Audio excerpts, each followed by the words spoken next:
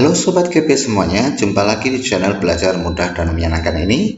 Dan bagi rekan-rekan yang baru mampir di channel ini, jangan lupa untuk subscribe agar Anda tidak ketinggalan materi belajar menarik lainnya. Kalau sudah, mari kita lanjutkan ke pembahasan hari ini.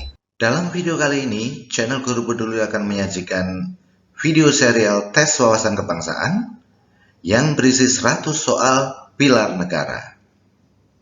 Seperti adik-adik ketahui, pilar negara itu terdiri dari 4. Yang pertama adalah Pancasila, yang kedua UUD 1945, kebanyakan 9 ini ya.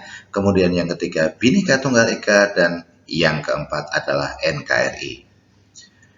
Video serial ini akan terdiri dari 5 seri. Setiap seri akan berisi 20 soal tentang soal pilar negara. Ada Pancasila, ada UUD 1945, ada Bhinneka Tunggal Ika, dan juga ada NKRI. Oke, mari kita langsung masuk ke latihan soal dan pembahasannya. Soal yang pertama, pembentukan BPUPKI oleh pemerintah Jepang dimuat dalam maklumat Gunseikan nomor 23 tanggal 29 Mei 1945. Berikut ini yang bukan merupakan alasan Jepang membentuk BPUPKI adalah A. Kedudukan Jepang semakin terancam oleh sekutu. B. Jepang mengalami kekalahan pada Perang Pasifik. C. Jepang berusaha untuk mendapatkan dukungan dari masyarakat Indonesia. D. Jepang ingin memikat hati rakyat Indonesia agar mereka mau membantu Jepang melawan sekutu. Atau E. Jepang menginginkan Indonesia menjadi negara yang merdeka. Oke, jadi ada 1 dari 5 pilihan jawaban ini yang bukan merupakan alasan dari dibentuknya BPUPKI oleh pemerintah Jepang pada saat itu.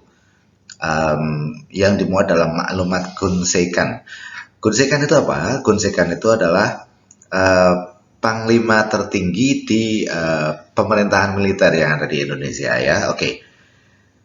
Jadi yang bukan merupakan alasan Jepang membentuk BPUPKI itu sebetulnya adalah E. Jepang menginginkan Indonesia menjadi negara yang merdeka, karena pada saat itu sebetulnya Jepang tidak menginginkan Indonesia menjadi negara yang merdeka. Tapi karena posisi Jepang yang tersudut atau kalah di dalam Perang Pasifik dan posisinya terancam oleh sekutu, makanya pemerintah Jepang berusaha untuk memikat hati rakyat Indonesia dengan memberi janji untuk kemerdekaan Indonesia. Tapi pada sesungguhnya bukan seperti itu ya. Oke. Jadi jawaban yang tepat adalah Eko. Berikutnya soal nomor 2.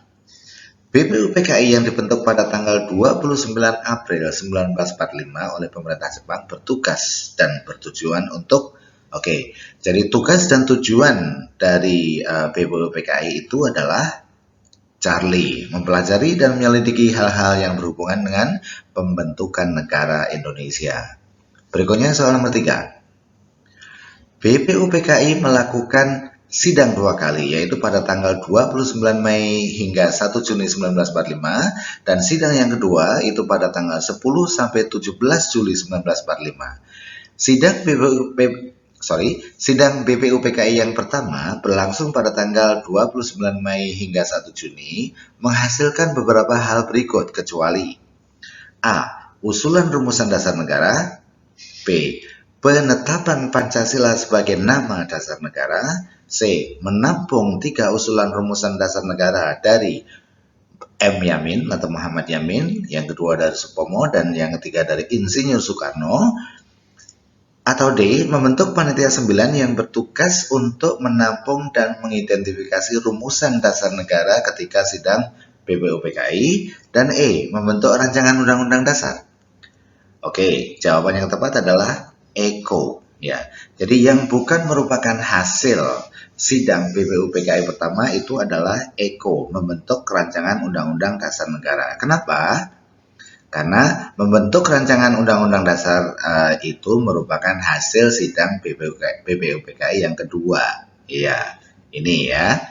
Jadi sidang BPUPKI yang kedua yang berlangsung pada tanggal 10 hingga 17 Juli 1945 membahas beberapa hal berikut, kecuali ya, tadi rancangan undang-undang dasar masuk, rancangan bentuk negara masuk, pembagian wilayah negara dan kewarganegaraan juga, D juga oke.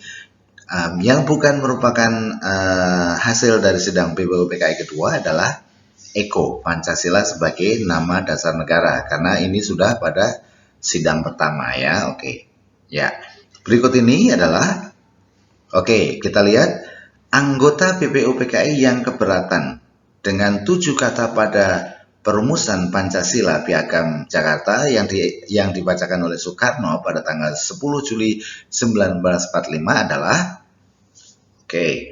jadi rumusan Pancasila pada Piagam Jakarta, sila pertama itu adalah ketuhanan dengan kewajiban untuk menjalankan syariat Islam bagi umatnya. Nah, itu ada beberapa anggota PBUPKI yang bukan dari golongan Islam yang tidak setuju. Salah satunya adalah Latu Harhari. Tapi ada juga yang mendukung Latu Harhari, artinya yang tidak sepakat dengan 7 kata tersebut. Karena apa? Demi persatuan Indonesia pada saat itu ya. Ada 2 lagi, yaitu Wongsonegoro dan Husein Jayadiningrat. Nah, kalau Latu Harhari itu beliau menyampaikan keberatannya itu 1 hari setelah pembacaan Piagam Jakarta pada tanggal 10 Juli 1945, sedangkan Wongsonegoro dan Husein Jayadiningrat itu adalah mengungkapkan keberatan 7 kata pada rumusan Pancasila Piagam Jakarta itu pada saat menjelang pelaksanaan sidang PPKI yang pertama. Jadi ini jawabannya adalah EKO ya. Jadi ada 3 orang yang tidak sepakat dengan 7 kata yang ada pada rumusan Pancasila di Piagam Jakarta. Ya, berikutnya soal nomor 6. Tokoh yang mengusulkan perubahan pada bunyi sila pertama Pancasila menjelang dilaksanakannya sidang PPKI pertama adalah jadi jawabannya adalah Dr. Andes Muhammad Hatta. Sebagai salah satu pimpinan rapat, Dr. Andes Muhammad Hatta, pimpinan rapat PPKI atau sidang PPKI yang pertama ya.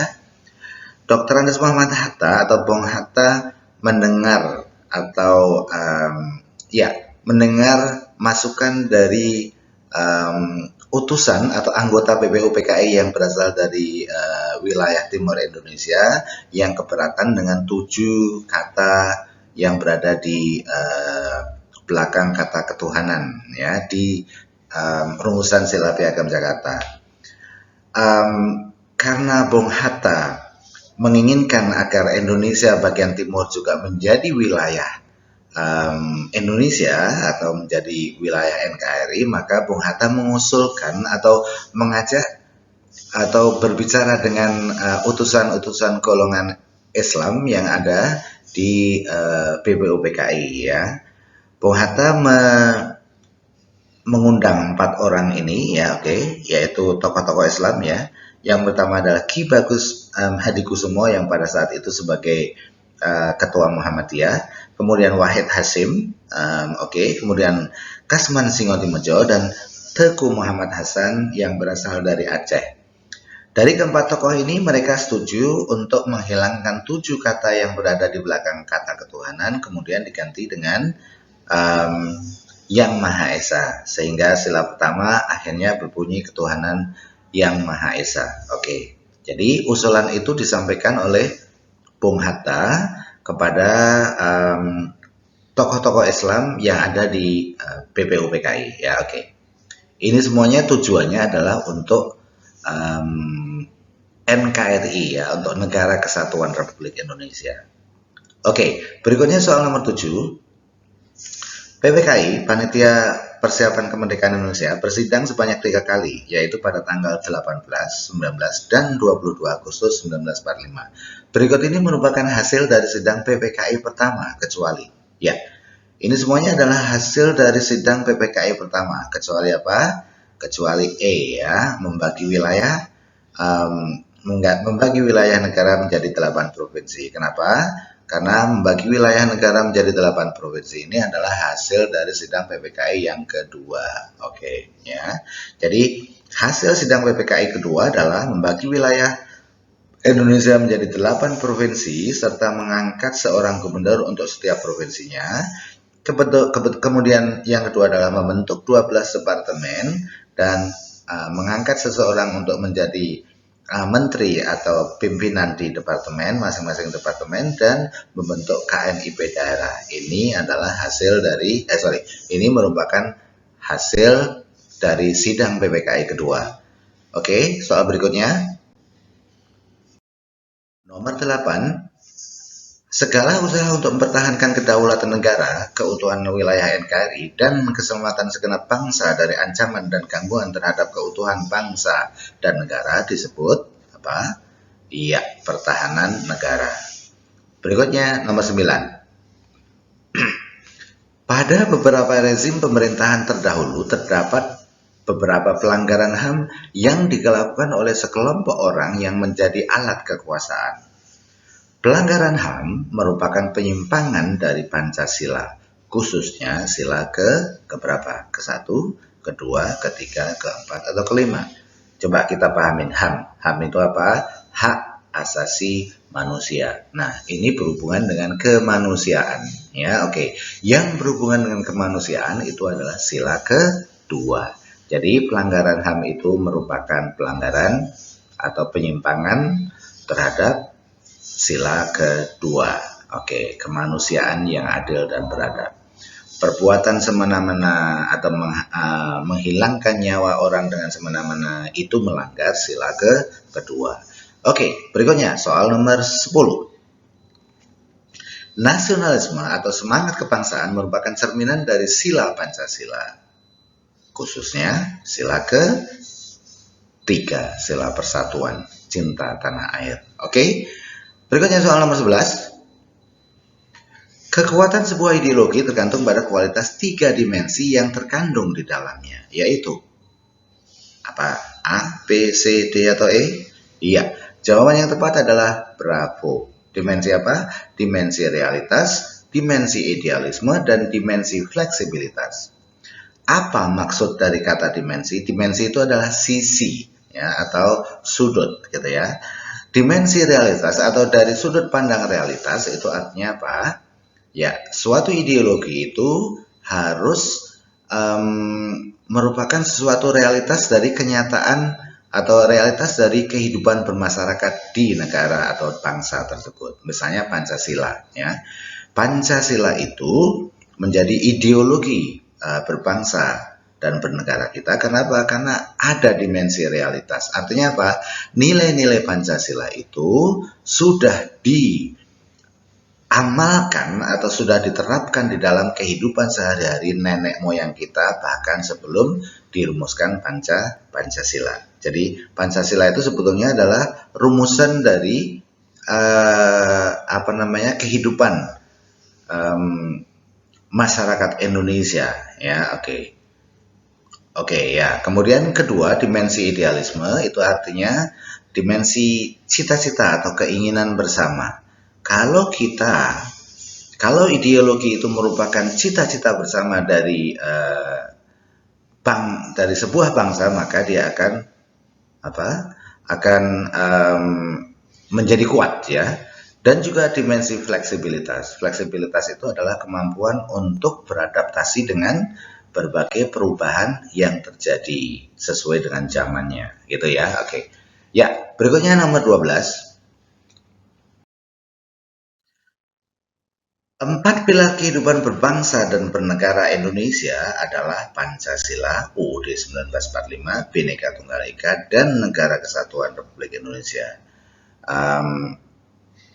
Pilar kebangsaan itu, ya, kalau kita baca dari sejarahnya, ya, itu sebetulnya diinisiasi oleh mantan ketua MPR kita, ya, Bapak almarhum Taufik Kemas, ya.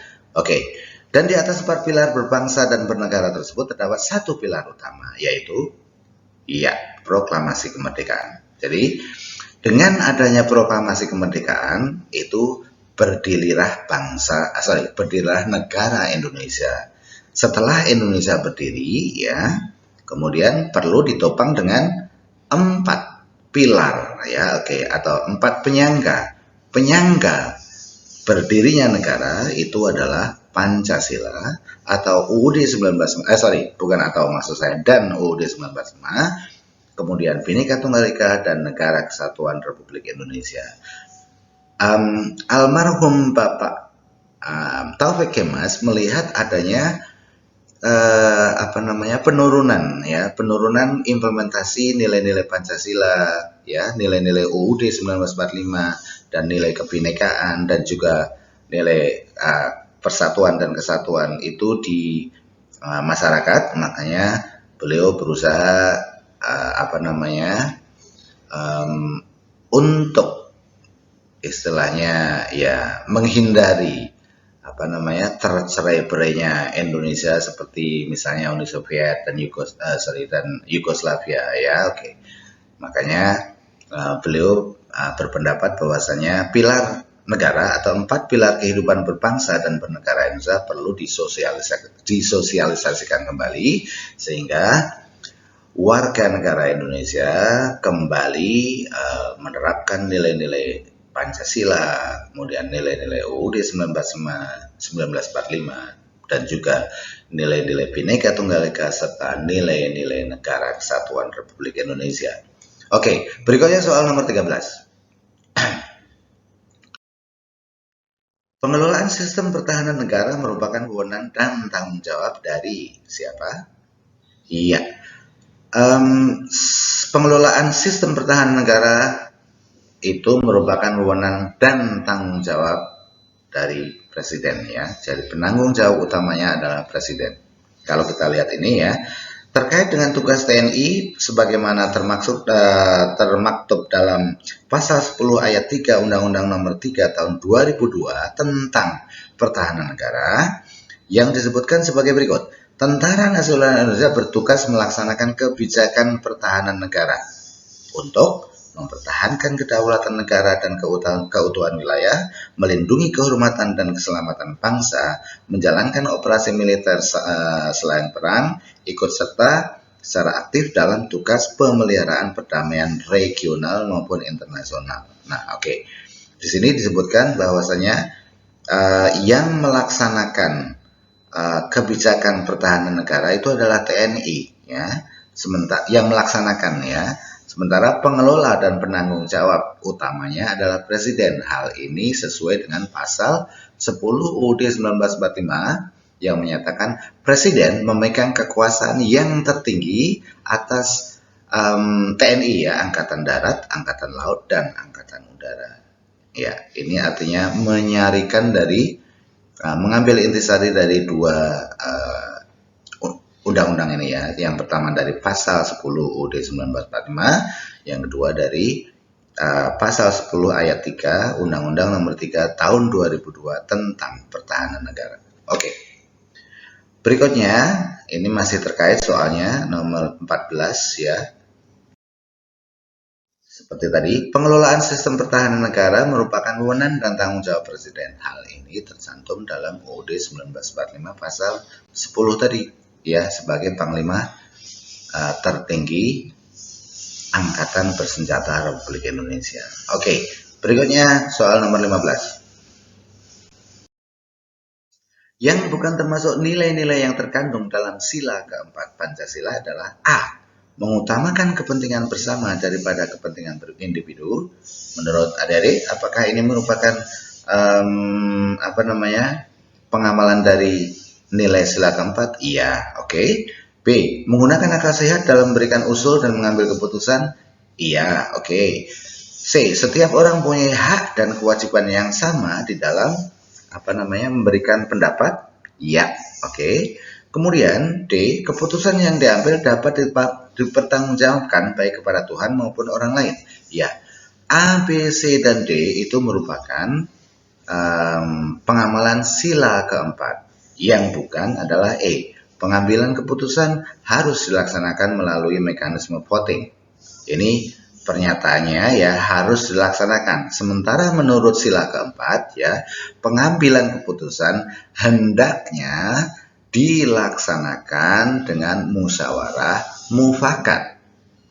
Ketika mufakat atau ketika dilaksanakan musyawarah tapi tidak tercapai kemufakatan atau permufakatan, baru boleh kita menggunakan mekanisme voting. Ya, oke. Jadi mekanisme voting itu sebetulnya tidak dianjurkan oleh sila keempat, tapi boleh dilaksanakan demi tercapainya keputusan. Oke, keputusan bersama ya. Berikutnya soal nomor 16. Penerapan prinsip Bhinneka Tunggal Ika dalam kehidupan sehari-hari bangsa Indonesia harus dijiwai oleh konsep nasionalisme.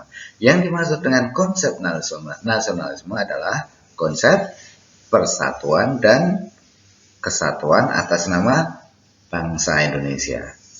Soal nomor 17.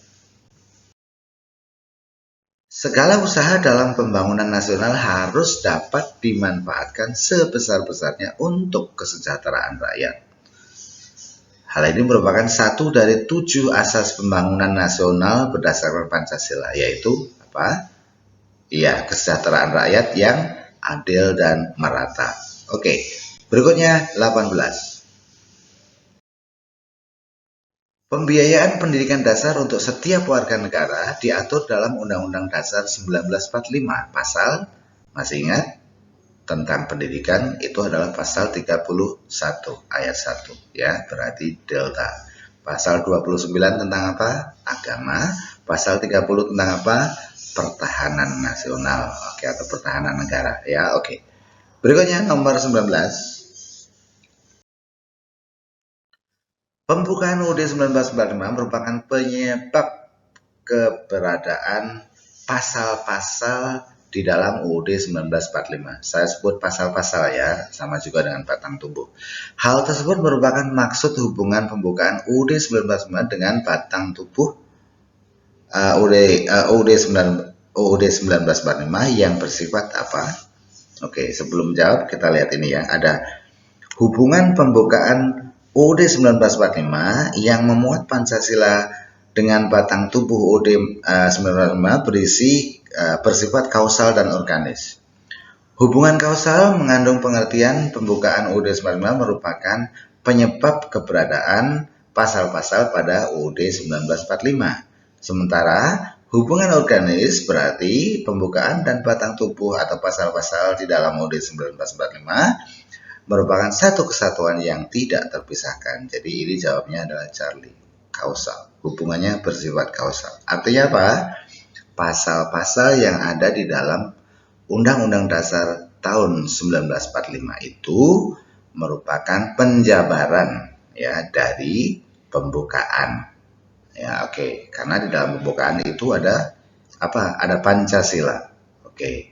Dan Pancasila tersebut merupakan apa? Merupakan pokok kaidah negara yang fundamental. Jadi, kedudukan dari pembukaan UUD 1945 adalah sebagai apa? Sebagai pokok kaidah negara yang fundamental. Ada di mana? Di alinea 4, yaitu Pancasila. Jelas ya adik-adik semuanya? Oke. Semoga bermanfaat. Jangan lupa untuk like dan subscribe, karena setelah ini nanti masih ada 4 video lagi yang berisi tentang soal-soal yang berhubungan dengan pilar negara, yaitu Pancasila, UUD 1945, Bhinneka Tunggal Ika, serta NKRI. Thanks for watching. See you in the next video. Wassalamualaikum warahmatullahi wabarakatuh.